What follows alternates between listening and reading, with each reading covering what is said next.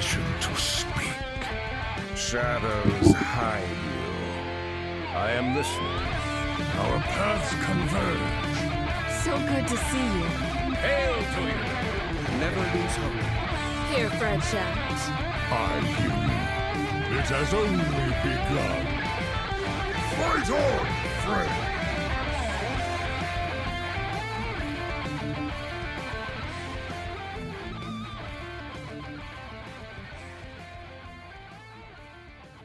Welcome to episode 490 of Concede, a Hearthstone podcast dedicated to making the competitive side of the game more accessible to you. It is Thursday, March 27th, 2025 in the evening. Coming to you from Nomergon, Ohio, it's me, Edelweiss. From North Rand, Massachusetts, we have Wicked Good. Hi. From Teldrassil, California, we have Megasa. Hello. And from all around the world, we have you, dear listeners. This week's episode is brought to you by our producers, Number Theory, Crash, Beef Squatch, David P., Jeremy T., Bottle Caps, Grumpy Monk, The Burger Club, Kirk Regan, Grizzly Bear, May, SSJ5 Goku, and NY Kiwi. And by our patrons of the week, Nullsy and Bryce Curry. You can go to patreon.com/coinconcede to get perks like a thank you at the top of the show, early access to new episodes, one-on-one coaching sessions, and help support the show in the process.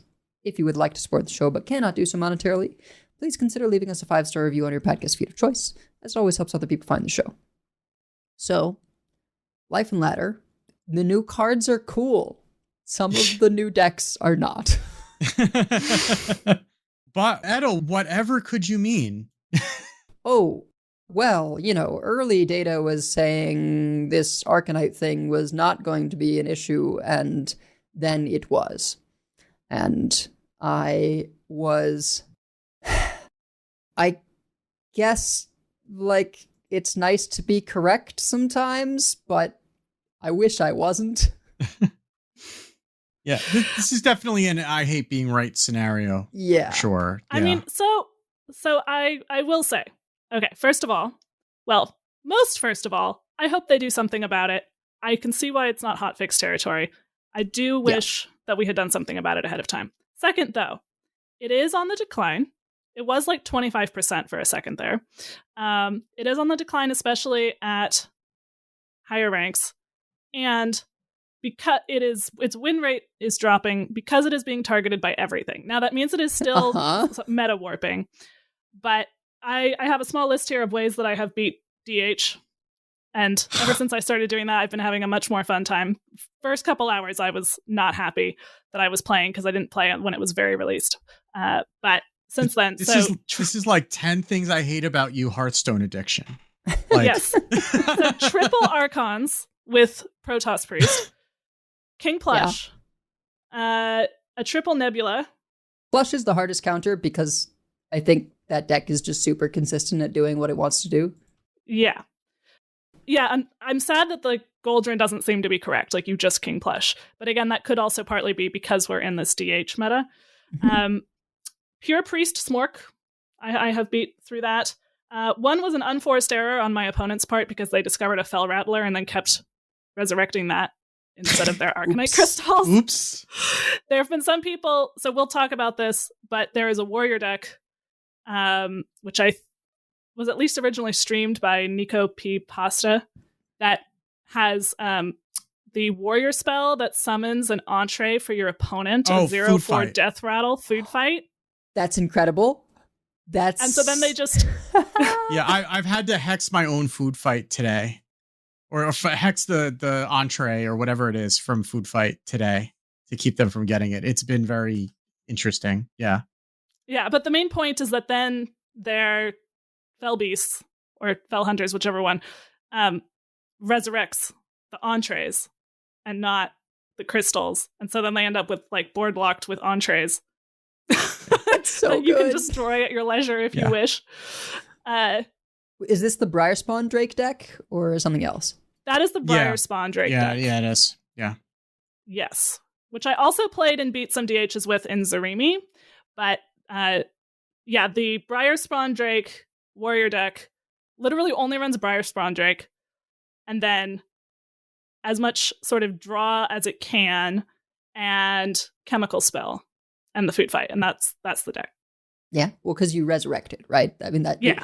you're missing the key thing. It's not just you have Yes. two Brysron Drakes and Brysron Drakes is that good. Yeah. It's that you have a location that can give you a bunch of copies, and you have the Succumb to Madness. So Yes. So you just keep getting that. Rather than keep getting Yasandra, you keep getting the Brysron Drake. And apparently that works really well. Enzo in the Discord, who is a big Warrior main, off meta when necessary fan, has just been over the moon since he discovered this deck. yeah, it seems I might try this later. Yeah, that does sound fun. I mean, I did run into it and I'm like, oh, this is weird. And then I saw what they were doing. Like, okay, I can subscribe to your newsletter. Like, yeah. it's vaguely Grunter Hunter-esque, but without the OTK-ness of it.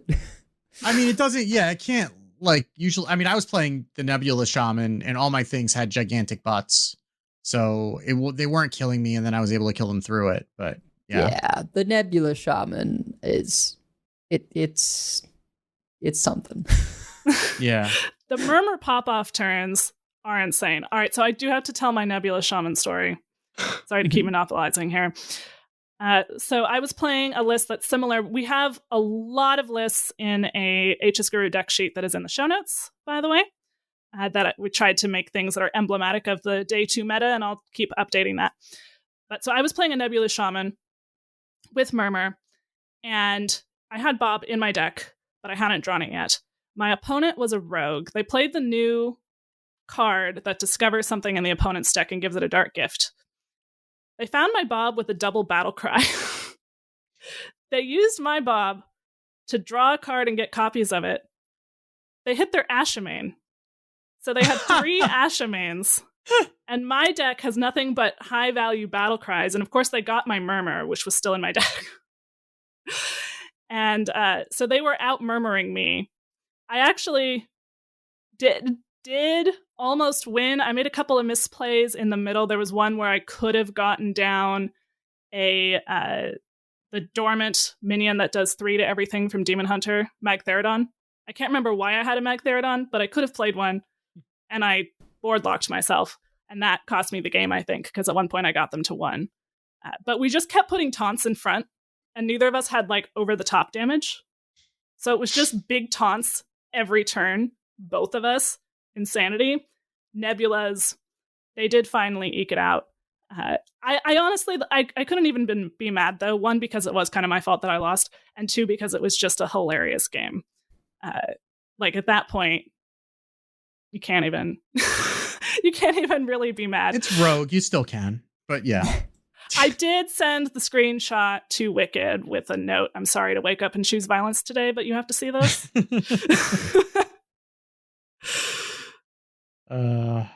Yeah. I want to be playing Imbue Mage. That's what I want to be playing because I've been really enjoying it. And I played the Protoss version on stream Tuesday night. I had one game where I was up against, this was back when people were still playing Paladin, because Paladin has been MIA for like the last day or so. Really? But they were playing Paladin, and they had gotten Ursol with Renewing Flames down. And I had played I'd played Malorn and gotten a 1-cost Asina that was live. And they had, I mean, they were getting like, I don't know how big their portals were, but they were pretty big. They had a full board. And I just set it up. Okay, like I'm just going to wait 1 turn. And I dropped Ceaseless, blew up their board, played the Asina. They were like 30 with armor. Played the Asina, that did 20. And then I drew into like a Chrono Boost and a Photon Cannon and maybe something else. And they just died, and it was glorious. And that was when I was like, I always forget that Photon Cannon goes face. You would think that I would remember this. Yeah. And then I queued into my first armor DH and deleted the deck. So, because it just did not have any, I mean, even if you're silencing them, sometimes that kind of slows it down, but it's just like, okay, I'm going to put this on the shelf because this armor DH thing is not going to be forever. And then I'm going, either it's going to get hard countered out of the meta, or it's going to get nerfed into oblivion, one or the other. And then I can play with my wisps again. But I did play some of the Nebula Shaman today. I'm still trying to figure the deck out, and I feel like I'm trying to pat my head and rub my tummy at the same time with it. Like I keep drawing things. I really dislike decks where I feel like I have to draw an order, and I know that there are plan Bs, but like it really wants you to have Murmur into Shutterblock, into Ysera, into stuff, and get all that to happen in one turn. And when it doesn't, and you have to try to, if you want to try to piece that all together, it gets awkward, and I get tired, and then I get sad. So I like that Curator is good. Yeah, Curator is good. It runs the Growfin, so you can Shutter block the 8/8 Growfin with Murmur out, and then get 3 more 8/8s. And I did beat a rogue with that. That was pleasant. And yeah, there's a number of things that you can do. I mean, you're running. I was running the sunk list today too. Is it sunk or sunk Q? I've always just been pronouncing it sunk, but I'm not sure. Yeah, but you can get Marin, you can get like extra Marins, and then get more of the legendaries off of it, or just get more draw if you need to. You have Agatha to Shutter block into Nebula. You can, and Curator is drawing. It's drawing the Murloc, and it's drawing Malorn, if I'm remembering correctly, because Malorn's a beast, and then Ysera's a dragon.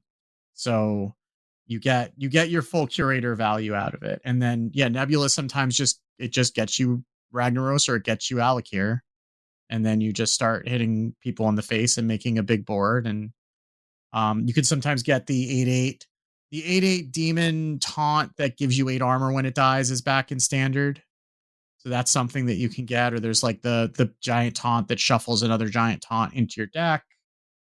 You can get extra bobs. You can Baking Soda Volcano is very good, just as a heal and removing a bunch of stuff. Though you do have to pay attention to the fact that it will overload you, so you have to be aware of that. And I've made that mistake. I'm like, oh yeah, this is just 4 mana to deal 10. Oh, but with an overload. And also you have Triangulate, so you can just get more hexes to just completely give the finger to the armor DH. But you can also use that to, get more of whatever or to shuffle like more Nebulas in. If you've drawn one, you can try to hit the other one and shuffle more in for Hagatha. If you draw Hagatha late, you have Malted Magma. It's running lock on with no other Terran stuff. There's a lot of big minions. Just to kill giants for cheap. That's it. That's the whole reason it's there. But it's a fun deck. I just feel like I'm like misplaying constantly with it, because I feel like I'm supposed to be doing something else, and I always feel like a turn too slow, which means that I'm probably doing things in the wrong order. Yeah, I tried to reverse engineer something I faced on ladder, so definitely like not optimized. It had like Marin and obviously the Murmur with Curator package of Ysera and Malorn, because that just by itself is silly, right? You don't need 4 imbues when you just Murmur Ysera for 3 more full crystals, and then play Malorn and whatever, Shutter block, then Malorn, then whatever wild card you want, a triple battle cry. Well, you Shutter block into the Ysera, so you get 9 full crystals. And then you use the one cost Shutter block to play into the Malorn. That's the real a 5-head play, as the kids would say. But a lot of times you don't even need, right? If you have charges of the Hunter location left, then as long as you play Murmur and then activate the location, the stuff costs 0, right? We sort of figured this out before. It's very silly. Yeah. Well, what kinds of nonsense have you cooked up to play over the last couple of days, Adol? Because I mean, we're just talking about stuff we're going to talk about Decksplanations. You, on the other hand, I'm sure have been in the lab for the last 2 days. Yeah, I haven't like looked at any stuff that other people have made really, but I put together a like menagerie grave strength Death Knight, which just speaks to me. I like always enjoyed Curator decks the first time around when it cost 7, and now that Curator costs 5, it remains relevant. And guess what Murloc I'm running? Bayfin Bodyguard? Oh, I thought it was Bayfin Bodyguard. I was going to be so much happier. No, I get to run Grunty. I mean, it maybe should be Bayfin Bodyguard in the case of... But I haven't been facing Demon Hunters anymore because they're being pushed out. Not right. It's warping. It's still not a good thing to have around. But yeah. Grunty is a board in the box. And because you get to, pick the attacks, like it's actually been solid. And I mean, there's also, Mermy, right? But 1 dragon, Illusory Greenwing, that's kind of 3 dragons. So if you've already drawn it, Curator will draw one of the ones in your deck. I love that you can just run 1 Greenwing and sort of feel like you have 3 dragons in the deck. And then the beast, of course, is Monstrous Mosquito. Which is at the end of your turn, give your other minions +1 attack. Really like that card, obviously. It's good in a different way from that old undead we had. That was, whenever you summoned an undead, give it +1 attack. This is agnostic in terms of minion type, but you don't get it till the end of the turn. But it keeps happening. And so, like, going Monstrous Mosquito with Nerubian Swarm Guard is just really nice.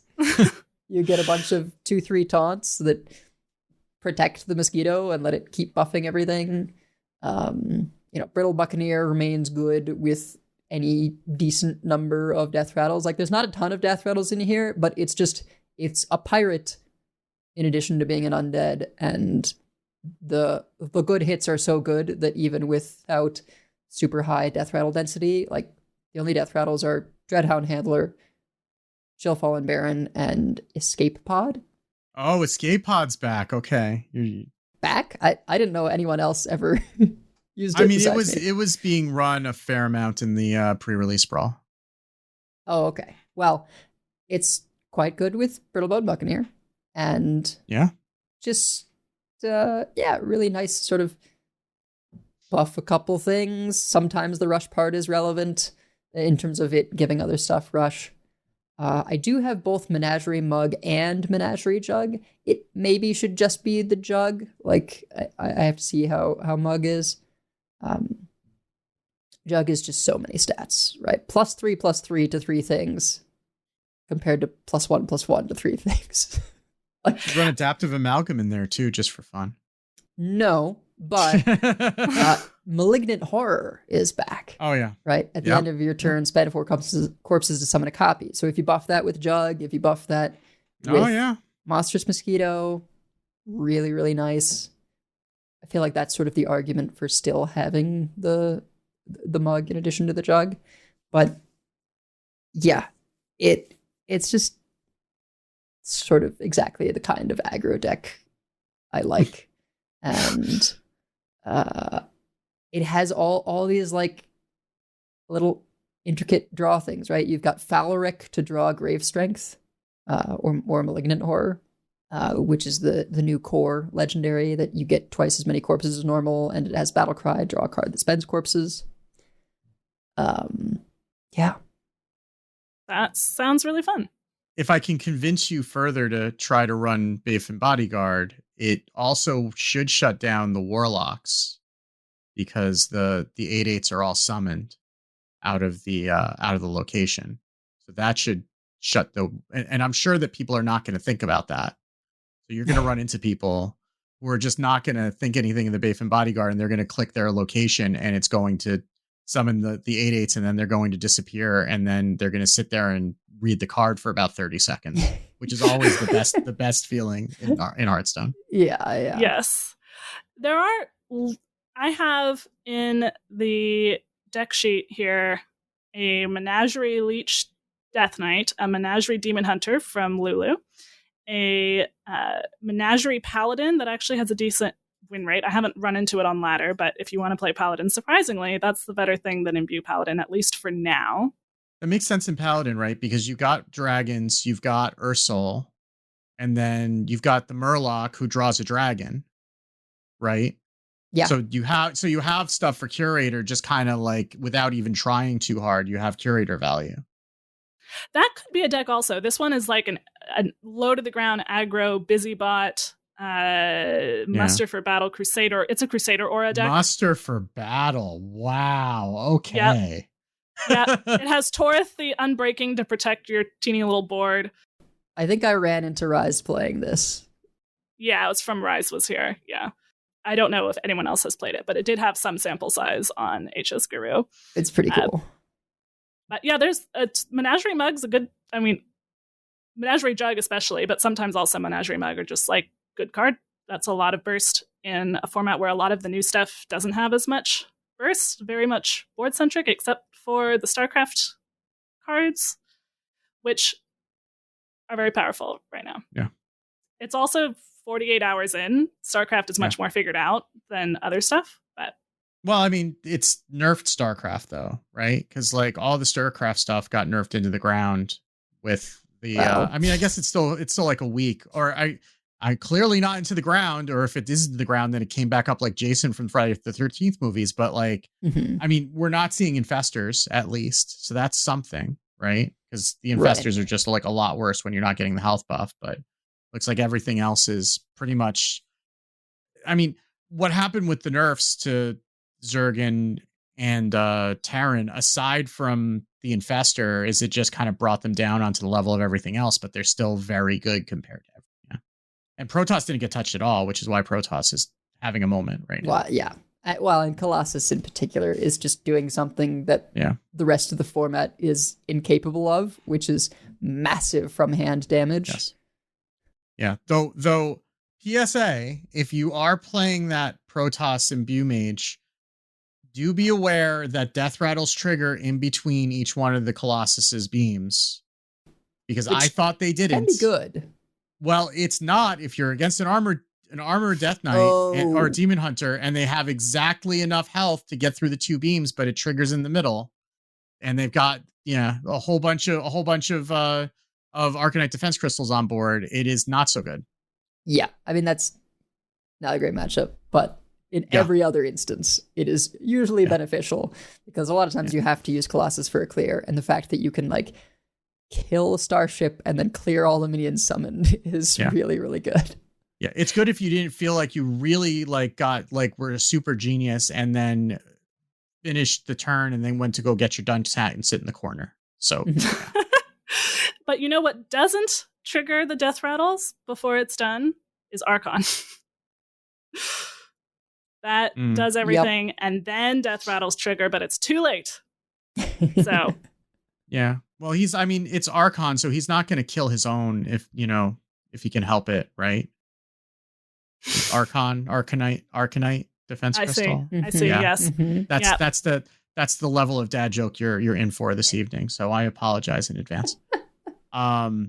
But yeah, I guess we should probably talk through what's changed and all the stuff that you can buy if you haven't bought enough after opening all your packs. And then we can talk about these decks some more, because it is 2 days after launch and we are talking about decks. But let's talk about news and then we'll talk about decks.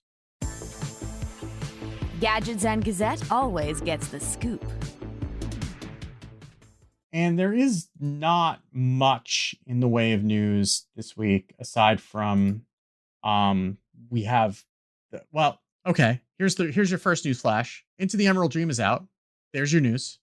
So in case you weren't aware, it's out. Go open your packs. But we did get a survey. We kind of thought we didn't have leading information, but we kind of had a hunch just based on trends that we were going to get a patch on Friday right after we recorded and told you all the things that were broken, and we sure enough we did. So we did get a server side patch on Friday, which is 32.0.1, which is fixing a whole bunch of stuff. I'm not going to read through all of it because a lot of it's not necessarily relevant, but the things you do want to know about is minions which have summon when drawn, which basically means the tokens that come out of Illusory Greenwing, now retain their dark gifts when they're discovered by Nightmare Lord Xavius, who discovers a dark gift a minion in your deck and gives it a dark gift. So now when you draw it, it will still have the dark gift, which it did before. The created signature cards with the Sweet Dreams dark gift are now playable. Hamul Rune Totem is no longer revealed when drawn, which is, I mean, I guess that's because he's a start a game effect, but apparently he was being shown when he was drawn, and he shouldn't be. Tradable on the Black Knight now actually costs you mana instead of just being free and looking like it should cost you mana. That's good. Shaladrasil is now correctly putting the cards in your hand in a random order. There was some, confusion about this in a number of corners because the Ysera, the second Ysera, I don't remember what the name was, but the second Ysera that gave you one of each dream would put them in a standard order, which is the only other effect that we've had that gives you all 5 dream cards at once. But this was always intended to be random and just happened to give them in a standard order. So now they're random. So do be aware of that when you're Shaladrasilling, and if you need Awakens or you need Dream or you need Nightmare, then make sure you have 5 cards in your hand because you may not get it. You do now get the copy of the card when you play Mimicry and overdraw a card for your opponent. So if you burned the card that you were drawing from Mimicry, you wouldn't get a copy of it before, and now you still get the copy of it. Oh, that's nice. Yeah. Well, considerably better. It's nice for the rogue, so they don't deserve it, but It's the kind of card that will only be relevant if a mill deck exists, which is not really a thing you want. Yeah. There is a deck. I don't know how it works. I just know it showed up in our spreadsheet with the title Mill Shaman. Yeah. I mean, that's not rogue. But it's not rogue. I mean, I guess in Arena, right, if you're just drawing 2 and you don't really care whose deck they come from, then that might be a little bit better than in Constructed, if you think about it that way. Because like if you're not necessarily, I mean, you can sort of build a theme deck, but you're not really. Often a lot of time you're just putting good stuff in your deck in Arena, even when you're trying to build around something. So if you're just getting 2 cards and you don't care where they come from, like 2 cards that your opponent picked in an Arena draft are probably better than 2 random cards on average because they actually picked them to go in a deck. So, and if you're overdrawing them in Arena, then which sometimes I guess could happen. There's also a bunch of Battlegrounds changes, anomaly changes, anomaly frequency, hero minion type availability, armor changes. Go read the patch notes if you are interested in such things. But we don't have time for that because there are a lot of things to buy. So, plus we have some known issues as well. Do you want to? Yeah, so we have some new known issues. Shaladrasil doesn't always corrupt as intended. So if you play Sandbox Scoundrel, which is the 5 mana pirate that discounts your next spell by 3, it will corrupt the Shaladrasil, but only if you play it immediately at 4 mana. Otherwise, it uncorrupts itself. And whether or not it should corrupt itself in that scenario is one thing. It definitely should not uncorrupt itself ever. So, I guess if you're doing that, then make sure you have 9 mana in Rogue, I guess. I don't know. Using Wisp Rider as a non-mage imbue class has no effect. So I guess that says imbue your hero power and then trigger it. So it should still, if you're in another imbue class that's not mage, it should still imbue and then trigger, but it sounds like it's only doing it if you're a mage and otherwise it does nothing. So do be aware of that. If you're a rogue, you would have had to play Maestra and change your hero in order for that to happen, which if you're doing this, you probably are on that level of BS, but you play at your own risk. The Summon Dark Gifts Minions event daily quest only works at ranked standard. Those quests have been changed to generally say when they only work in a particular mode, but this one is only working in ranked standard. They will fix that. Twisted Treant can hit weapons too. That's a bit too twisted. Well, I don't even remember what Twisted Treant does. It reduces the attack of something in the opponent's hand by 2. So it could And it reduce can- a weapons attack. Which is better, I feel like. That's hilarious, actually. Yeah. Some people were offered the Shanshui signature cards early. They're not supposed to come out to April 15th. I am very jealous. I was wondering about that. I saw it and I was like, oh, I'm super tempted to get that Tyrande. You know what? I'll wait. Yeah. And then I went in the shop next time. I'm like, where'd it go? I was going to get it. I never saw it. I was looking for it. I would have bought it. And no, it wasn't there. I should have. And a few people have reported inability to access the game, getting the "you're currently offline" message. They're looking into that. And then the Read into the Emerald Dream pack, which is claimable from the shop, does not appear in the pack opening page until after logging back in. So if you bought that and you don't see it, go back in. You'll see it. So, but we also have a lot of things to buy. And the first thing, in case you did miss it, they did a pop-up, so you shouldn't have missed it. But sometimes when you're very anxious to get into the game and start opening your packs, you may click through a whole bunch of pop-ups that come up, especially right after rotation when everything is popping up in front of you. So there is a free gift in the shop, which has 4 Year of the Pegasus packs and then Into the Emerald Dream pack for free, but you have to go into the shop to claim it. So go do make sure to get those in case you missed them the first time. We have a Diamond Ursoc Hero Power or Hero Portrait bundle. So that's $25 USD or 2,500 runestones, which comes with an Ursoc Hero Portrait for Death Knight, along with 3 golden Death Knight packs and 2 golden standard packs.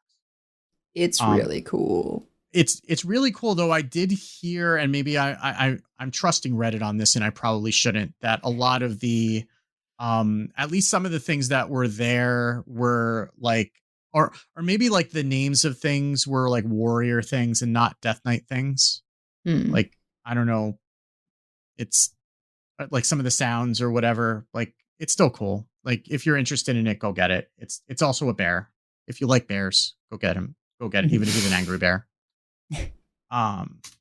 So there are a number of new portraits in the shop. There is Vivian Sharpshade for Rogue, which is 1,500 runestones or $15. That comes with a card back and 5 Rogue packs. We have Naptime AFK for Mage, which I think she's Hunter, Vivian Sharpshade.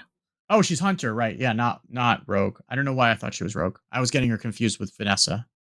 Yeah, so she's Rogue. Sorry, no, she's not Rogue. She's Hunter. God damn it. Okay. So Vivian Sharpshade is a Hunter Hero Portrait for 1,500 runestones or $15, and that comes with a card back and 5 Hunter packs. We have Naptime AFK, which is a Mage Hero Portrait, which does not have a card back but does have 5 Mage packs for 1,000 runestones or $10 USD. There is Piper Kaline. I think Kaline. I'm not doing. Or maybe Kylene. I'm not doing names today, clearly.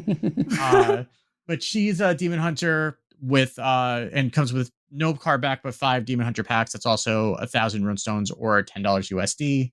And then returning from 4 gold, you may get some of these. I'm going by Ben Hearthstone, who said that he saw some of these pop up on his alt account. So your mileage may vary. But Gladiator Mograine for Death Knight. And with Frontiersman Uther. Yeah, I need to get my eyes Paladin. checked. Yeah, Frontiersman Uther for Paladin, Hamul Rune Totem for Druid, and Deep Sea Morgul for Shaman. Those are all 1,000 gold or $6.99 USD. If you are interested in any of those, though you may not have all of them in your shop, depending. We also have a Signature Dream Defenders Mega Bundle.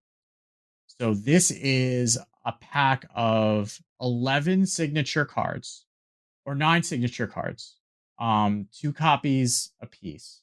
So there is 1 Marithra, 1 Hamul Rune Totem. Those are both legendary. You have 2 Umbra Claw, 2 Living Garden, and 2 Divination, which are rare. And then 2 Exotic Houndmaster, 2 Aspects Embrace, and 2 Star Surge common. So these are all the imbue cards. So that, and it also comes with 5 golden into the Emerald Dream packs for $90 USD or 9,000 runestones. It's really cool, but it's really expensive. It is. It's a lot.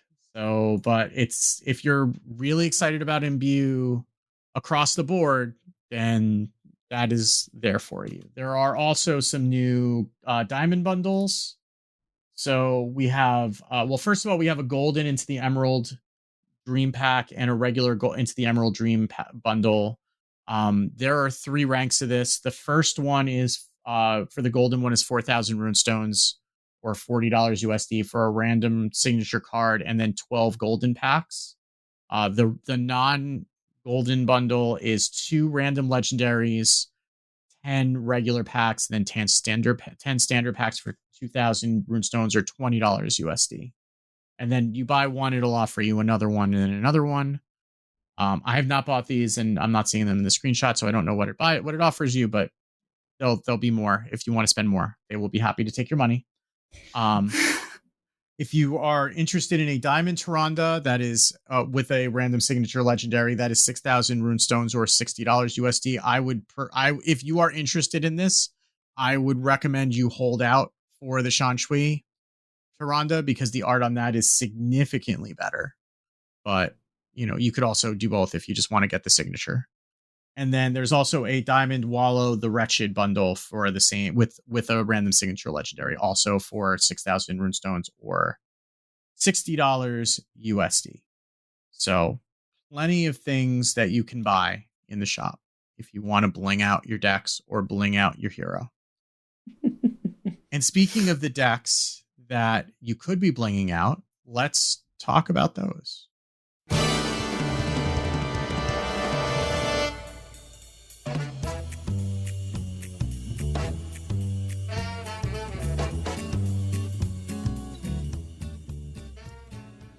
All right. So, first of all, it is only day 2. It has been about 48 hours, a little bit more, maybe like 2.5 days-ish since the expansion launched. So, by the time you are listening to this, unless you are listening to us live, things will have already continued to evolve, but we are starting to see things stabilize, and we're starting to see some decks emerge. And I will continue to update the deck sheet, at least for a few days, with decks or newer versions of them. And of course, you can always look on stat sites, on HS Guru, etc., to find decks or come into our Discord. We are friendly. So I wanted to talk about, first I listed some new and popular decks, a few old but good decks, and then we won't have time to talk about all of these, but I have a bunch of new and hipster decks that you should know exist because some of them are fun. So the new and popular Armor Demon Hunter, we've kind of talked about this. It exists for now. Leech Death Knight, there's a lot of different varieties of Leech Death Knight. Also Imbue Hunter, which mostly came up in order to counter the Armor DH, because King Plush is really good against crystals, it turns out. There's the Nebula Murmur Shaman that we talked about, Protoss Imbue Mage that we talked about some, and Protoss Rogue. There's also a Menagerie version of the Protoss Rogue. Those are the most popular new decks in Diamond through Legend over the last day. Some other things that are popular but sort of older decks are, there's a Zerg Egg Hunter. We haven't seen this exact list before. It's like a combination of a Breakfast Hunter. You have the 2-mana 2/3 that activates a Death Rattle on an egg. And you have both Nerubian Egg and the extraterrestrial egg that summons the 3/5 that automatically attacks. Mm-hmm. And then you have Zerg stuff. And it's very strong. Like, it's very strong. The Zerg stuff in Hunter sort of, yes, that you can't do the hand buffing anymore, but just going with the what is it? Summoning pool or breeding pool? Spawning pool. Yeah, spawning pool and the Hunter location to reduce battle cries, you play a bunch of free Zerglings and then Hydralisk. Like it remains a ton of damage. Yeah. And Terrascale Stalker on the extraterrestrial egg is just, oh, then I'm just going to hit you again for 3. Right. Mhm. And then you don't even, and then you still have the egg. So the egg's still there. And then if you clear, then you get hit again with it. So it's just damage on damage on damage. And there was one, I don't remember if it was this list or the other one that was also just running damage from hand. Like I had frozen their board and then just threw a bunch of damage from hand at me and killed me from 9, which I thought I was okay freezing their board, and I was not. Yeah, and you have lots of ways to make it. You have RC Rampage in some of these lists. Just you have a partially full board, then you make that. That's fine. There's just lots of ways to have an aggressive board and or have a little damage over the top. Hydralisk is a lot of damage over the top. Yeah. Ticking Pylon Ziliax is back. I've seen that more than a few times over the last 2 days. It's less offensive now, though. I actually don't mind it. It's still offensive. It's just +1 attack. Like, it's a Leok. I mean, when they're playing it, it's a lot. It's a lot. It's a lot of damage. And then if you can't clear it, then it's a lot more damage. So but as the person playing it, I can say it feels very different. It's a mini Bloodlust. It is not a now you can never trade off my stuff. I automatically win an aggro mirror type of deck card, which it used to be. I'm not saying it's broken. I'm saying it's unpleasant. There's also Discover Hunter. If you enjoy Discover Hunter, it's very similar. You can play it with or without Zerg, and it's quite strong still. So, I know that's a deck a lot of people enjoy. You can play it. And then Location Warlock is terrorizing Top Legend, and may soon be terrorizing other parts of Ladder as well. Yeah. There is a version with Wallow, but perhaps unfortunately, non-Wallow seems to be superior. Just pretty much straight location. I mean, so location that we are running Scrapbooking Student, which copies a location. I think that, the reason non-Wallow is better, 1, Hydralisk Cavern is really good. 2, that Wallow is like too slow for armor DH. And Wallow requires a lot of dark gifts to make sure you're going to get an OTK every time. Yeah. And you can whiff. You can absolutely whiff on like sometimes you just don't get charge, or you don't get Divine Shield and Wind Fury, or you don't get enough attack buffs, or whatever it happens to be. And then you're just sitting there like just close. But if you play it, then that's your win con. And if your win con doesn't win, then you got conned. Right. Yeah. Versus just the straight Location Warlock can play things like the Scrapbooking Student. It can play Seaside Giants, which you can get down really early because you've got, you've got Spawning Pool and Ultralisk Cavern and Horizon's Edge. And you're maybe copying one of those. So you just have a lot going on in this deck. And then other things are just ways to clear, ways to stay alive early. You have a way to tutor your Seaside Giants and or your Ceaseless Expanse with Rotheart Dryad, which is the new card that draws an expensive minion. Mm-hmm. And those are the only, it draws a minion that costs 7 or more. So those are the only hits, are the two Seaside Giants and the Ceaseless Expanse. So, and I don't even know if I would be surprised to see them ditch the Ceaseless Expanse at some point just to make sure that they could get Giants down. Because the Giants are the thing. Like Ceaseless Expanse, it still takes a little time to get down, even in a deck like this, but the Giants come down so quickly. Yeah. I mean, there's even Eat the Imp, I think, partly to kill your Rotheart Dryad and then draw a ton. Yeah. Including your Giant. Yeah, someone in chat said that they got Big Game Huntered today. That's how many big minions there are. Yeah. Is BGH tradable now? I know Black Knight is. I don't know if it is. It's just 3 mana, right? It's 3 mana. Yeah. I mean, it would be good if it was tradable because then it might be playable. But I mean, it's playable now because there are just so many Giants and Nebulas in standard. But yeah, no, it's 4 mana, but it's tradable. Yeah. Okay. Yep. Yeah. I mean, this just shows how much we're seeing of this. If you're playing this deck, we've said this before, but just remember Summoner Dark Marrow, which you kind of have to play for like Horizon's Edge and Dreadhound Handler. Summoner Dark Marrow will cause your Ultralisk Caverns Death Rattle to occur twice, so you'll get 2 8/8s out of it. So it's not a completely useless card to be in your deck. That can be pretty good in that specific instance. So keep that in mind. You can also, I mean, you have a couple other Death Rattles in the deck now, but mainly you want to be using it with the Ultralisk Cavern. Mm-hmm. Yeah, you're not playing that for like Dreadhound Handler. Like that's not what you're looking to do. I mean, the Dryad's probably a reasonable consolation prize, but that's not really what you want to be doing either. No, you want the 8/8s as soon as possible. There's definitely a lot of decks in the format right now that are sort of early mid-game spike, just a ton of stats. Yeah. Murmur Shaman, definitely one of those. It seems like kind of what you need to keep up with some of the other decks in the format. I don't know if that will continue to be true. I mean, people did say that they wanted board-based gameplay, and they didn't want things to get wiped. This is how you get ants, right? So Yeah. that is what we are. You know, they gave us what we asked for. People keep asking, well, we want the board to matter more. Well, the board super matters, and if you can't deal with a couple of giants, you're gonna die very quickly. Yeah. So those are older decks. I mean, it honored the new but popular list. I don't know if we wanted to talk about some of these a little more. We hadn't really gone into the Leech Death Knight yet. I put 3 different directions of Leech Death Knight in the sheet. You have kind of the Starship one that we saw in the pre-release brawl.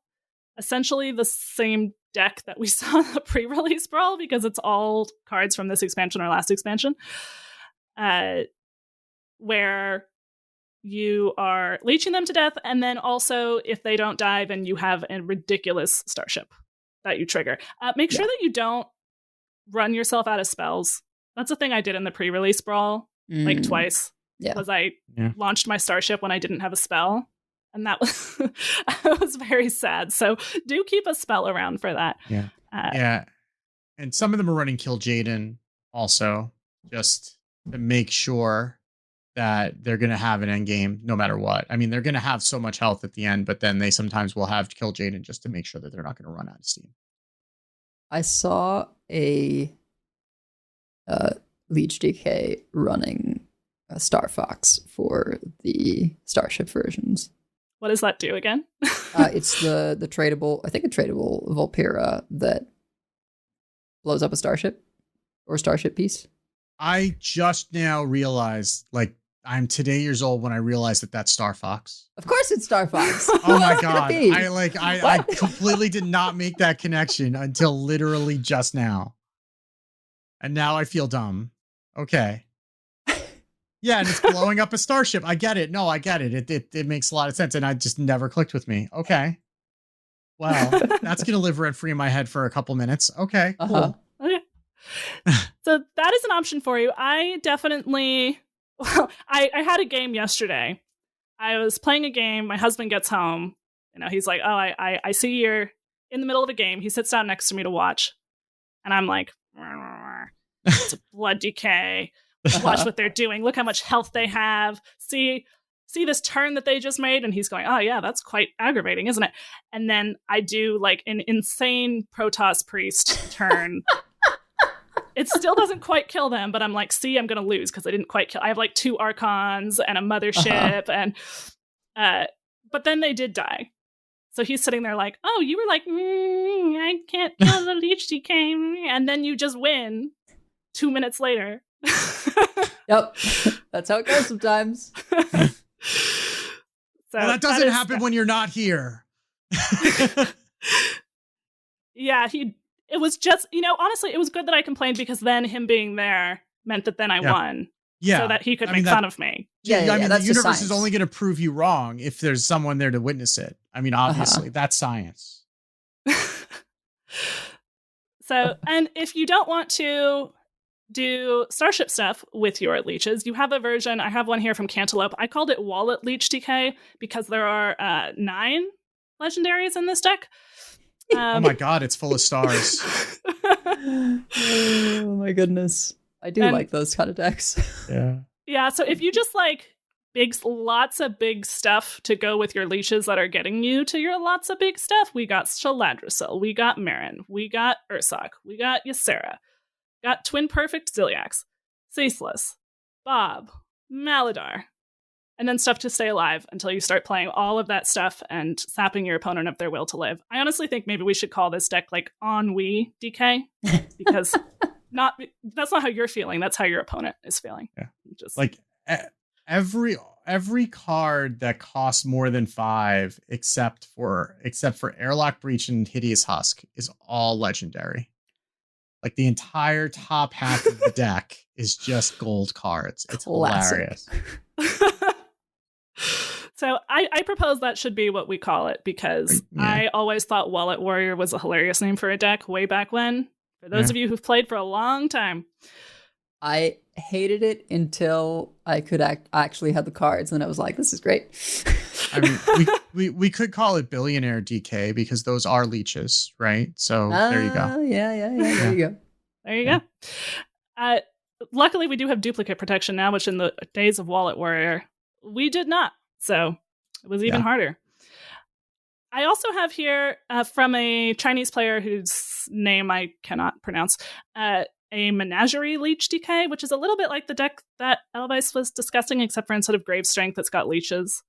But it's got Malignant Horror, it's got Menagerie Jug, and like Mermy, Monstrous Mosquito, and Firefly. And so it's a little bit faster. I could see the leeches also being good to, I haven't tried this one myself yet, but also being good to just keep the opponent's board clear. It's really hard to trade off stuff when your board keeps getting leeched. Right. Yeah. Like if you're facing if you're playing any sort of leech decay and you're facing an aggressive deck, I can say as the person playing the aggressive deck facing them, it is worth it to just get their first 2 things off the board because you got to leech out early. You know, they play a Overzealous Healer, you coin out an Infested Breath that does 2 damage, and then your 0/2 leech does the last damage. That is very annoying. Yeah. I've been there. Especially because they don't really want to trade with the leeches until you get to like 5 or 6 mana when they can start playing husks. Because like they just do 1 until the husk comes out. Until they don't. Until they don't. Yeah, exactly. But it's like they don't really want to trade with it, but they kind of should. But then if they're trading with your minions, then they're not hitting you in the face, which is also good for you. So either way, you win. Mm-hmm. I'm realizing this 8 hands DK that I have is really also a leech deck. It just runs 8 hands from beyond. Yeah.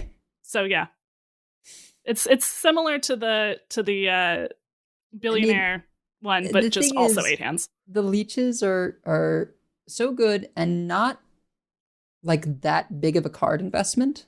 So you can kind of just put them in a lot of things. Yeah. I have updated it. 8 hands leech decay from Theo is now titled that way.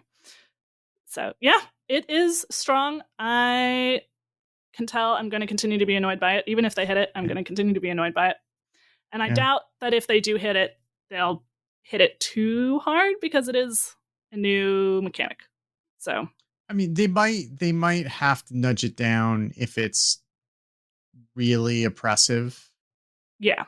After everything else gets hit, because like there aren't like the things that are viable in this meta. Like there are a lot of things that are viable, but none of them are really super strong, which is why the things that are standing out so much, right? Because they just are on another level, and then the other decks can't really compete with them. So if they feel like this gets put, it's a matter of whether it's a win rate or whether it's just like, oh, this is something I want to do. And we know that Blood Death Knight and getting, trying to set a high score with your max life total is a thing that people do enjoy, right?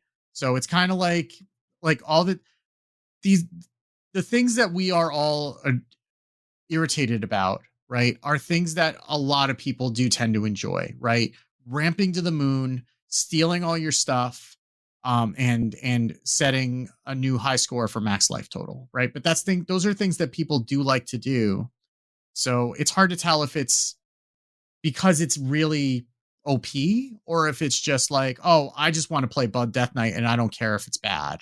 Because we've had those metas too, where Blood Death Knight was all over the place and it wasn't a particularly good deck, but it tilted people and that was enough. Yeah, I mean, it seems like it is quite strong. It's not at the top of the things that are strong. I mean, right now, everything that's a strong deck has an inflated win rate because it's day 2. And a lot of people are still playing stuff that's really not it. So some of the things that are really not it, by the way, like there are variants that seem like they might be more promising. So I put some of those into the list. We'll talk about those in a sec. But yeah, things are still going to be evolving. There's always like a tyrant of the early meta that may not continue. But I could see if we hit too many other things, the leeches making board-based decks kind of hard to play because they just eat your board. Yeah, but also it's also possible that like, oh, well, maybe aggro is going to be more viable if they don't just lose to Armor Death Knight or Armor Demon Hunter rather. You know, like I think there are definitely some aggro decks that are being pushed out or had been pushed out right now because you can't go under the Demon Hunter fast enough necessarily. I mean, you can, but not consistently. Yeah. And it feels terrible when you don't. I mean, actually, aggro Protoss Priest has overall a 67% win rate against Demon Hunter. It just feels so bad when you don't do that. Right. Yeah. Because especially because you feel like you're close and you stay in it for a couple turns past when you probably should just concede. And then it feels like a waste of time. Right. So it's not, I don't love the term sentiment outlier because it makes it feel like it's all in your head. Right. Well, and it sounds like, oh, it's just a sentiment outlier. There's not actually a problem here. Right. But if what you're playing against is not fun to play against, that is also a problem, even if it's not broken. Yeah. Right. Yeah. And I know that the team knows this. Like, I'm not saying that they're gonna, they're gonna come out and do an in the works type thing about this. Like, I know that they're looking at it pretty closely. And I would not be surprised if this gets, hit pretty hard once we have some more data. But I don't think that it needs to be, like a win rate outlier either. If it's just not fun to play against and it's very prevalent, right? So I think that'll still, but that might also open up some other things where maybe the leeches aren't so bad if you're able to play, not feel like you're running your head into a wall if you run into a couple of Demon Hunters, in a row. Yeah, a lot of it does have to do with how it feels. I think that aggro often gets to be less popular just because the longer games are the ones that you lose. Yeah. I think one thing that I like about the Protoss Priest is that most of them run motherships these days, and that gives you a plan B. Yeah. And that is just it happens decently often, and at least you then feel like you were in the game while you keep playing, even if you don't quite get there with the motherships. Yeah. It does get you there often enough that you keep going, you have fun with it. So I hope that I know it's a StarCraft card. I wouldn't be that surprised if they hit Protoss in some form, but I really like Protoss Priest. So I'm glad that at least for now it is still viable. Speaking of Protoss Priest, I put 4 different Protoss Priests in this list. I'm not biased. There's an Imbue Protoss Priest. This is not the best way to play Protoss, but it might be the best way to play Imbue. Because slower Imbues are just really terrible in stats. Yeah. Well, it might be the best way to play Imbue Priest, which is a very low bar. This one has a tier 2 win rate for now, although in general you want better than that in early meta because there's jank floating around. But check it out if you really want to play Imbue. There is Green Wing Protoss Priest, which is similar to what VS put out in their theory crafting report as their 46th bonus deck, where you have basically the same aggro Protoss Priest that we were playing at the end of the last expansion, but then we also have 2 illusory Green Wings and 2 scale replicas. And that works really well because you get your first green wing, it dies. Now your scale replicas draw the illusions, which summon, and then you get other cards, so it's better draw than it used to be. You don't need to run a whole big dragon package to get some draw out of scale replica. You just have 2 dragons, and that's it. And that I played a decent amount of that. It feels really good. There's also just aggro. I have one list here. This is the highest performing list that I found. I think because it's really teched against Demon Hunter, and this was when they were seeing a lot of Demon Hunter. It has Silvermoon Brochure to silence. It has Royal Librarian to silence. It has Cure the Light Beyond. Because of Power Word Shield, I think, and Orbital Halo. So that actually can be a board. And Silvermoon Brochure is holy as well. And then there's other versions. There's a version that takes out like the Royal Librarians and adds Carrion Grub, Rifta, and Catch of the Day. So if you like aggressive priests that also have a plan B with Mothership, you have lots of options right now. There's a Tyrande Burn Priest. Wicked and I tried to build a Burn Priest Theorycraft. It sadly really did not work. But this is more of the aggro Protoss shell that then also has acupuncture and hallucination with Tyrande. So you can double the acupuncture, but you can also double zealots. And if you really need damage, you Vol'jin. And hot coals. So there's a number of ways to get that extra damage to close out the game. And you're running Mixologist, so you could get the 3 damage off of that too, and then do more damage that way. I tried this. I'm not an aggro player. It went about as well as you would expect, and I don't think that was necessarily a fault of the deck. I think that was the pilot. Star Fox blew up spectacularly in that game. So yeah, that was and then I switched off that deck because I'm like, I don't know what I'm doing, and I'm not going to know what I'm doing. So I'm going to go play something else that's more my speed.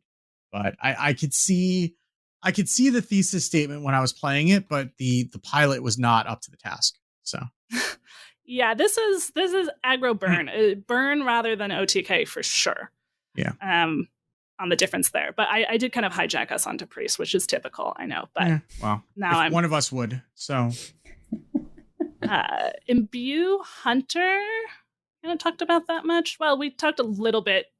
It's your beasts are just Umberclaw, Malorn, and King Plush. Some people are running detailed notes to discover extra ones if necessary. Oh, and of course you have this one's not even running the Pet Pals or whatever it's called. Patchwork Pals. You really just want to get as big a King Plush as possible and win that way. And it does feel better from versions that I've played of this. It does feel better to just know where your hero power is going to hit and not have those awkward turns where you're like, well, should I hit it because I have a 50-50 that it's a good idea versus, now it's just like, no. You know what you're hitting. If you hit the Umberclaw, you just play it immediately, and then it imbues, and now you can start hitting what you want. And so that is really effective against armor DHs. Yeah, particularly. Turns out shuffling the Death Rattles back into the deck is effective. Who knew? Turns out. And you can get a lot of attack on that King Plush. I ended up winning a game with it with not even that much attack because they just died. But if it gets later, because my Demon Hunter opponent didn't really quite get their curve quite fast enough. If they, as they often do, get their curve quite fast enough, you can get it a lot higher. This list I have here runs Youthful Brewmaster, I assume, to get a second try at your King Plush. Yeah. Sometimes there are 30 or 40, and then it's just not enough damage, and you need to take a second swing. And you might be able to use Rangari Scout to get extras, although you don't necessarily want extras in your hand while you're hero powering. You want one at a time. So I don't know if that's actually... unless you have Sing-Along Buddy out, then it doesn't really matter, right? Because you're only going to hero power once a turn anyway, so as long as you hit one of them, you want to keep hitting the same one, but you could always just play that out get some value out of it and then start pumping up the other one because it does discount it too. So That's true. You don't have to wait as long to play it if you do that. So you have lots of ways to make sure you get King Plush in your hand. Yeah. Deck is solid. Not as strong actually as Zerg Egg Hunter, but if you like the sort of I'm going to wait up and then I'm just going to like kill you out of nowhere, that's kind of like the Protoss Mage, except for this one's good against Armored Demon Hunter, then Imbue Hunter might be more up your alley. We talked about Nebula Murmur Shaman. Yeah. I don't know. Were we talking before the show about the Briar Spawn Warrior? I think so. I don't remember if we that mentioned it earlier. We mentioned it, yeah. Oh, okay. In the episode, I couldn't remember if that was in Life and Ladder or. Yeah, we mentioned it because of Food Fight, but yeah, we haven't talked about it in this segment. Yeah. There is. I don't know if I should even talk about. There is a Protoss Dragon Druid, but it has Dungar in it, so it's Dungar Druid. Like, let's not dignify it, right? It's Dungar Druid. Like calling it Protoss. I made the same mistake, and then I thought that it was clever until I realized it was just Dungar Druid with different minions. That's all. Yeah. It does have different minions. It does run Carrier, but like I think it's mostly running Protoss stuff because Carrier is one of your big minions that you can get. And you can get it out of Dungar, right? So like that's your minion from Great Dark Beyond. Mm-hmm. And you've got Neralex if you pull out from Dungar, and then you've already drawn your Briar Spawn Drake and or your Runaway Blackwing, then now you can just also play those. Yeah. And Runaway Blackwing is core, so that should still get pulled out even if you pull out your Neralex. Because Xavius in Neralex are like Xavius is probably the one big whiff in the deck if you haven't drawn it yet, because that's also in the deck from Into the Emerald Dream. But then you have Briar Spawn Drake is also from Into the Emerald Dream. You have Carrier from Great Dark Beyond. You have Runaway Blackwing from Core. And then they're nothing from Perils or Whizbang? It looks like not. Looks like not, but you have some plan Bs as well. You have Shaladricel. Yeah. As additional damage. And you want Xavius just because you really want to find Dungar, right? So like it's worth the risk of getting one whiff on it to make sure that you get your Dungar on time. Yep. So sorry to report that that's a thing, but it is a thing. Yeah. If you run into a druid, it is actually more likely that than it is Imbue these days. There are some variants of Imbue Xenoph. So for Tier Fun, I wrote Yasandra Warrior. There are some variants that seem like they might be more promising, but overall it has a pretty dismal win rate right now. Hydration Warrior, I am happy if that one's not good, but it might end up being Tier 2. Imbue Druid, again, there's some smaller sample size ones that are higher win rate, but it's hard to tell if it's just because they're small sample size. Imbue Paladin, this might improve when the meta changes. It might just be it's really bad into current meta decks. Like the Ursel thing is specifically bad into Armor DH, and also like not amazing into leeches, I suppose, because they're just like high health total things. But I think in general, it struggles with big stuff. Yeah. And so if maybe there is a push to get rid of some of this huge spike of big things in the mid game, or maybe, I don't know, someone comes up with the equality build or something. But it definitely its starting point is a casualty of Armor DH. Yeah. And it can't really cheat. Like a lot of the decks that are cheating out big things are doing those faster. They're doing like turn 5 and 6. You really can't get Ursol online until 8. There's no way to cheat it out other than like the coin. Yeah. So it's just like the big, and then you're really at the mercy of your deck, whether you're actually going to draw the portals. It is very slow to play all the imbues and press the hero power button every turn to get and have the nothing portals happen. into your deck and have nothing happen.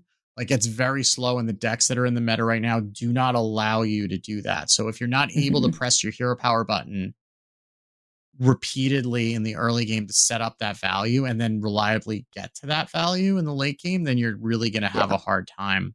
And then you're relying on getting to Ursol's bailing you out, but Ursol's turn 8 and you're dead by then. Yeah, I can see why that wouldn't be working, at least for now.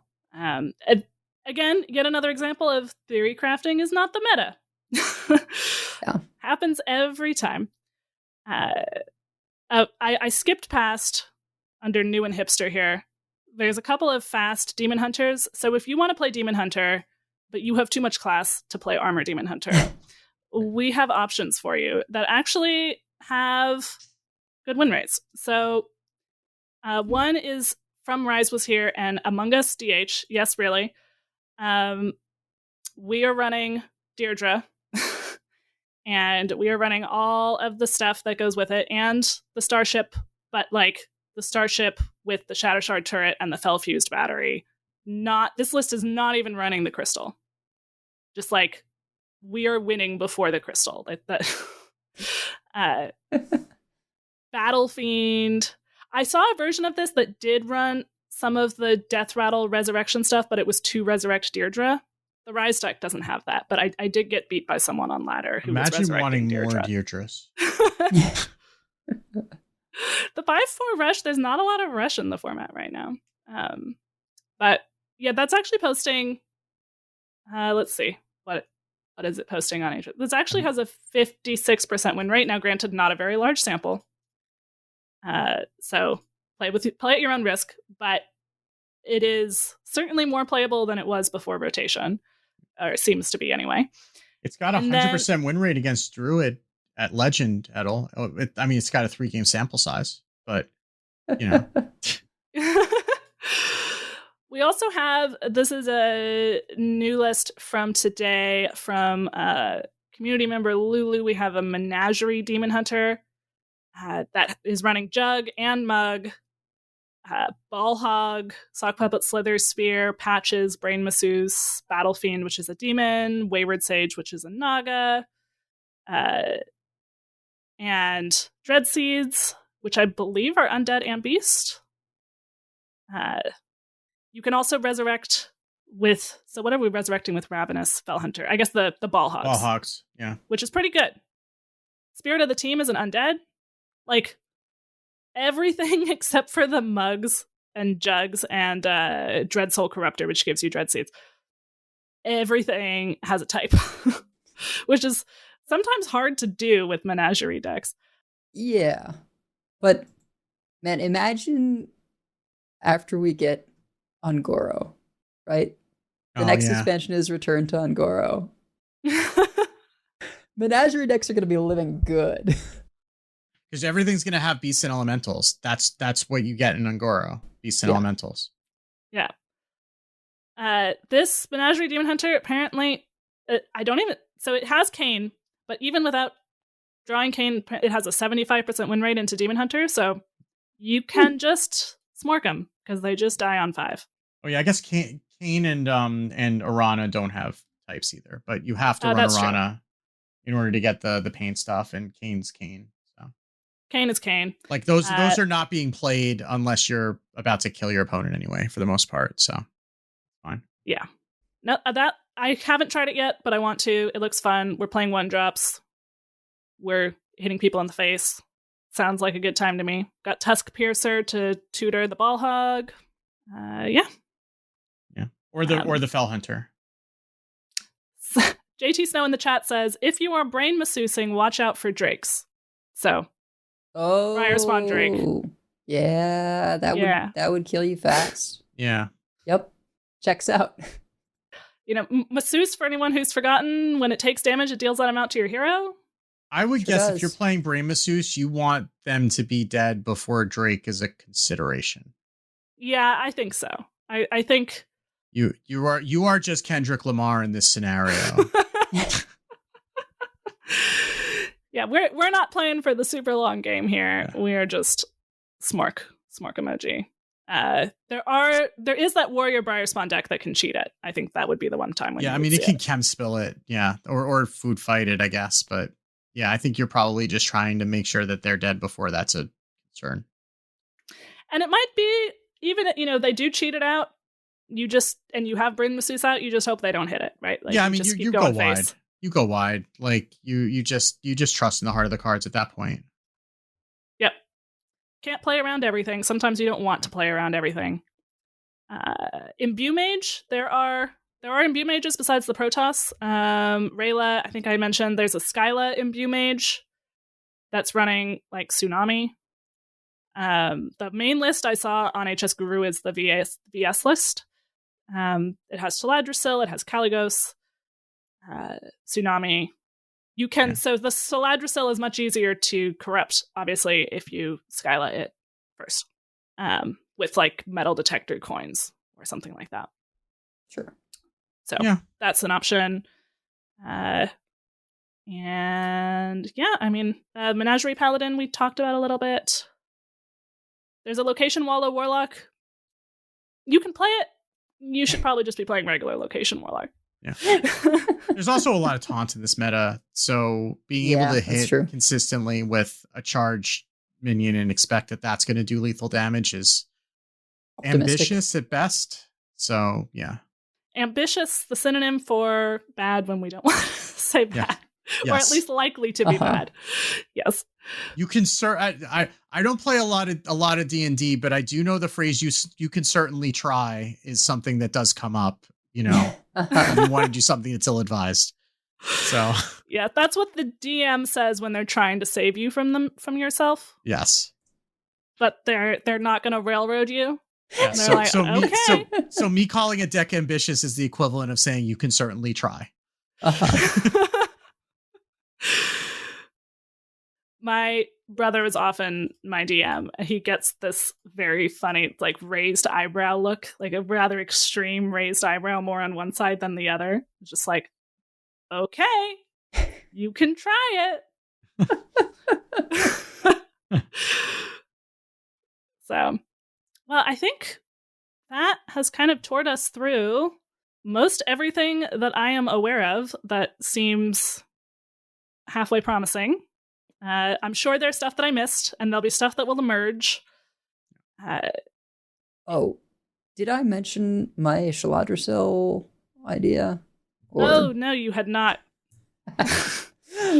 So, I realized that Shaladrisil, well, one, if you get it as a minion off of Hagatha, you can just play it forever. Because you can always dream 7/7 and then just keep playing all the Acero Awakens you want. Now, it'll never be corrupted if you're doing it that way, because you draw it in its natural state. You can't corrupt the minion. I think it kind of loses that text. And, yeah. And even if you did, it doesn't transform. I'm actually kind of bummed it doesn't work this way, basically because they don't use the corrupt keyword, because it's not in that set. It doesn't like transform into a new card permanently. But at any rate, so that's the easy way. I don't have the greatest luck, so the harder way is you have Kragwa. And Kragwa the Frog is in core again. It's from Rastakon's Rumble, 6 mana, 4/6 beast. Battlecry, return all spells you played last turn to your hand. So if you played Shaladrisil and Acero Awakens, you will get Shaladrisil and Acero Awakens to your hand. And, you know, you've got the Terran package to still gain like good armor and early stuff to do.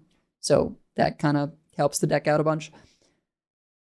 And then late game, you could potentially just set up infinite Shaladrisil, where there's a lot of ways to do it. Obviously, you can do it uncorrupted, which is fine. You can corrupt it with like Raynor, or one version I had, Ziliax says Twin Perfect. And with that one, it also has Sarah, because like the mana necessary for doing a lot of this sometimes is silly. But you can try, if you've corrupted Shaladrisil, rather than getting it back, which will be uncorrupted, you can focus on like just playing the corrupted spells over and over again. So that, because if you do an uncorrupted Ysera Awakens, you're going to take 5 every time you do that, which eventually you'll run out of life. But if you do the corrupted one, it's just their side of the board. So if you play Shaladrisil, wait, and then play the other spells to just keep having those in Kragwa. Plus, then you're not getting the minions over and over again. But doesn't the Corrupted Dream shuffle it into the deck? Yes, which can be good when your deck is gone. Well, yeah, but it keeps you from being able to... Oh, if your deck is gone, yeah, okay, never mind. Never mind. I saw this happen. Silly me. There's also no Bundu as well. Yeah. On the list, I think. Yeah, it's as another way to copy. Like, it's not great, but it's fun. And I've had some games where people like realized what was happening and were just like, oh no, we're not. we're not. You got it. It does have, Shutterblock and Grifta, because sometimes that's just how you win, right? Is you Shutterblock Grifta and say, I see your ship, I will take that and hit you with it twice. Yeah. In a meta of like lots of big minions, Grifta for steel is kind of the best thing remaining. Again, still net positive, I think, losing MCT and the Bob effect and all these other things. But it does mean Grifta steel is sort of standout right now. You know what could corrupt Shaladrisil? Typhoon. So another version. You kind of don't. I mean, obviously, you still have the Terran stuff, but you kind of like dropped win conditions, like no Shutterblock, no Grifta, and other things, and it's just Typhoon and Shaladrisil, and you could get their win conditions. You could shuffle them into your deck. It could happen. Typhoon minion could shuffle itself into your deck, so you can do it again. Please tell me you named this deck Typhoon Lagoon. Please tell me. No, just Typhoon. But I actually one time had to put a bird watching in Nabundo, and I was disappointed until I realized that since you're shuffling minions into your deck, it's never bad. So I had a spectate quest. I saw Edel was playing. I was like, can I spectate you? She was like, sure. She sent me the list on Discord and said, can you figure this out? It's silly. And I was just like, there's a Kragwa in this deck. Clearly, Indeed. This must be part of the game plan, because otherwise there would not be a Kragwa in this deck. But that was just my first reaction. Yeah.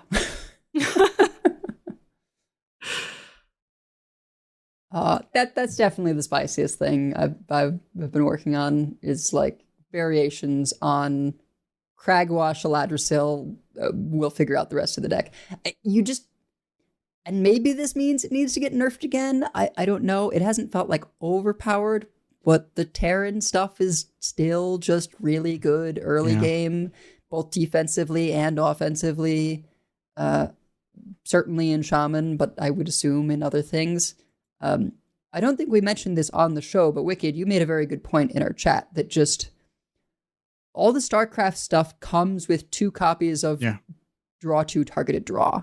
Yeah. And so when card draw is generally weak during 4-set metas, those stand out. And it's not just that you're drawing 2 cards, it's that you're drawing 2 cards that are pretty good as it stands and synergize together. Right. Yeah. And I mean, if you don't necessarily won't care what they are, because if you're drawing the Terran cards, the Protoss cards, the Zerg cards, then you're improving your other draws anyway. Mm-hmm.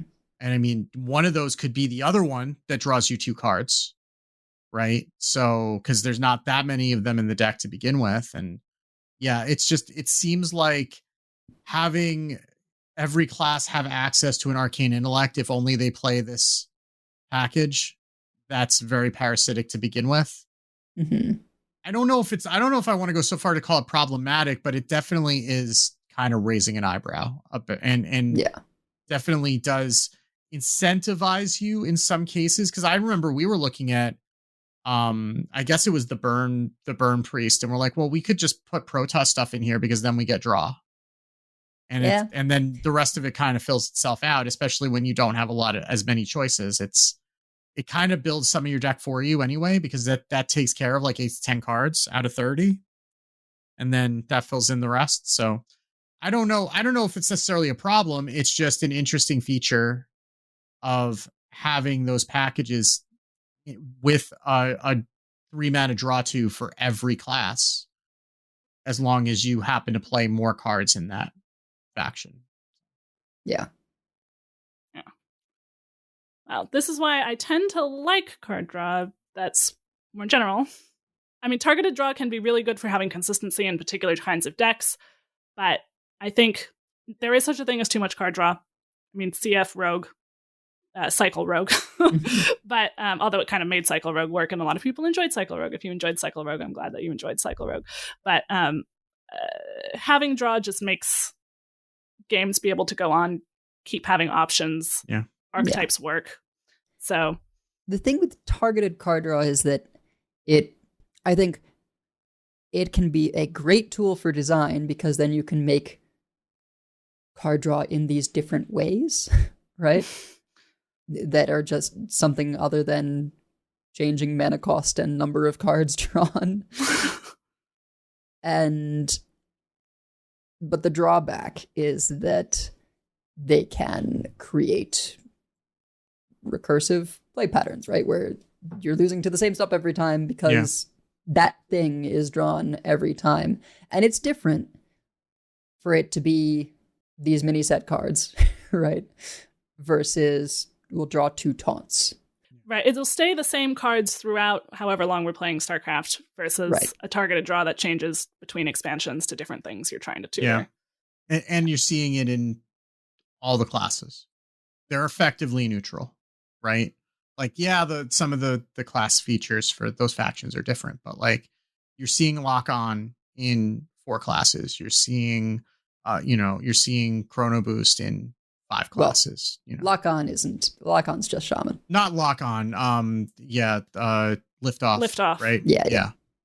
So like you're seeing it over and over again in a lot of different decks, and then it makes everything feel samey. The same way that seeing Ziliax in every deck or seeing Yogg in every deck would make everything feel samey, because it's the same. Or the Spellburst Draw 2. Ethereal Oracle. Ethereal Oracle. It got nerfed, so I've forgotten. It's gotten erased from my memory. But like seeing that in every deck, like that does make things feel samey, and that's one of the risks with even the tri-class or the faction sets, where it's not every class, but they all have this one card that does that. So it does feel kind of samey, especially when you're seeing a lot of the StarCraft stuff. Yeah. Well, yeah. I mean, I guess that's it. There's still a lot of cool stuff to try, and Army DH is less popular.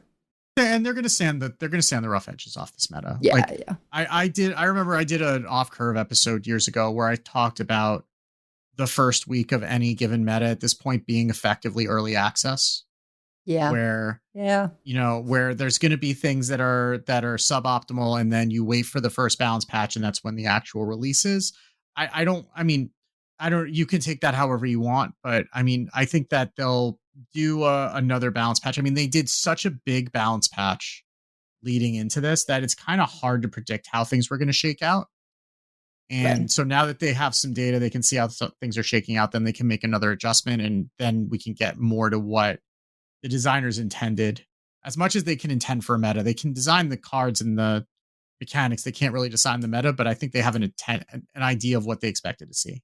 So shaving some of those edges off will kind of get us closer to that, I would imagine.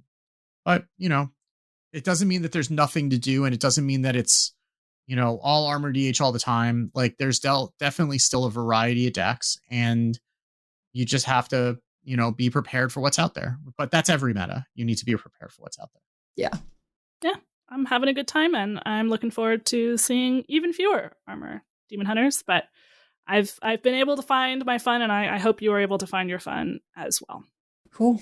Well, we have many folks we'd like to thank. Check out our thanks section on the website at concede.com, and you can also find our contact info, our show notes, and our Patreon information.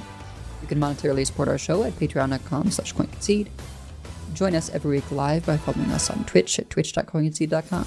Join our community chats in our Discord at discord.coinconcede.com, and write into our email at coinconcede@gmail.com. Follow us on Blue Sky at coinconcede, and if you'd like some CC swag, head on over to our shop at shop.coinconcede.com. So, Coin Concedes. Mikesa, you got a few here? Just for lots of people who find decks, HS Top Decks has posts a lot of decks, especially early in expansions, including on Blue Sky, which I appreciate. Not only X, HS Guru, of course, a fantastic source for finding decks, seeing stats about decks, and also they have the deck sheets, which is how I collated all the decks we talked about today. And Wicked and World 8 for helping me maintain our sort of early decks spreadsheet that we do for the first few days of an expansion, which is always fun to.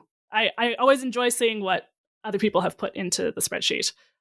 And often I'll see a deck and I'm like, oh, I should add this. And someone beat me to it. I think I'm on, fast on the uptake and I'm not. So yeah, it's always really appreciated when there's lots of different ways to see what people are trying in a new meta. Well, I'm going to Coin Concede specifically to Donkey because I feel like, especially at the beginning of an expansion, all the time, like the number of tools that he has on his site is, if you haven't gone through it, there are so many tools that are useful for so many different things with this game. And like, he does a lot for the community, and I don't think we really thank him enough. And it's not possible. It's not possible, but we don't like it. Like, he does things that it's very easy to take for granted, and he makes them look easy. And I know from having tried doing some of this stuff that it is very much not. So like everything he does just out of love for this community. And I think, we're really lucky to have him and have him putting in the work that he is. So, yeah. Yep. I'm going to Coin Concede to Domjat. I think that's how that's said. I'm not positive, but who I ran into just moments before the show on Ladder. We had the stream running, but had not quite yet started recording. And they added me, said hi. It's always nice. We say it all the time. It's always nice. Yeah.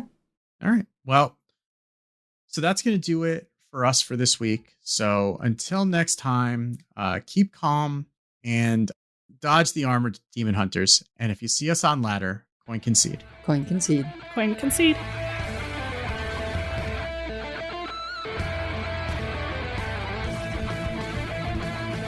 All life must end. I yield for now. I concede. Well fought. I concede. You win this one. The victory is yours. You have bested him. I give up. You win this one, friend. You win this time. I choose death.